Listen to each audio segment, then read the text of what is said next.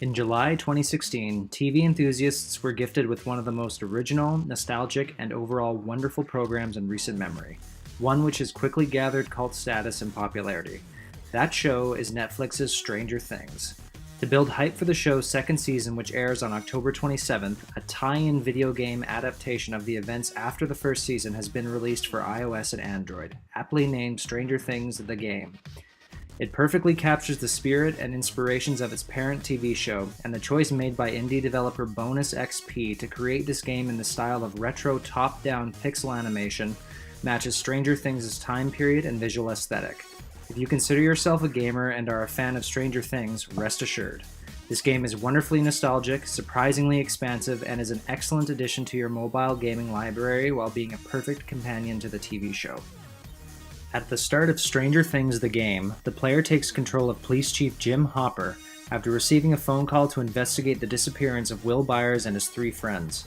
The investigation soon brings Hopper to the infamous Hawkins National Laboratory, which is filled with secrets, collectibles, and enemies to dispatch. From here, the player must guide Hopper through the area and locate keycards which provide access to areas deeper within the laboratory. To stay alive, the player must fight various enemies scattered about the dungeon, some with the ability to fire projectiles, and others who combat in close quarters. Even on normal mode, when encountering numerous enemies on screen that deal a mix of close quarters and projectile damage, the game can actually be surprisingly difficult, and forces the player to adapt accordingly. Once all barriers have been surpassed, the player will need to defeat the dungeon's boss, and is forced to utilize the abilities of all characters at their disposal to win the battle.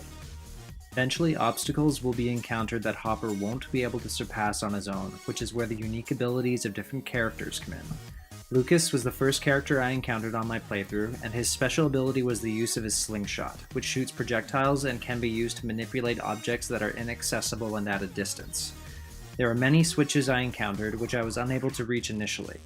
Backtracking through the laboratory provided me with the ability to hit these switches thanks to Lucas's slingshot, allowing me to explore further.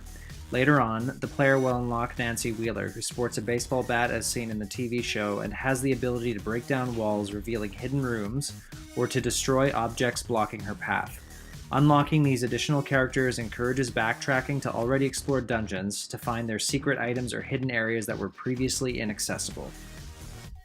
Once completing Hawkins National Laboratory, the map of Hawkins County opens up to the player. Some areas are still inaccessible due to requiring character abilities to provide access, but I was shocked at how big the whole map was, especially since this game is 100% free. Locales in the TV show are also rendered beautifully here in pixelated goodness, including the aforementioned laboratory, the Byers' home, the elementary school, Mirkwood Forest, and the dark, terrifying world of the Upside Down, just to name a few.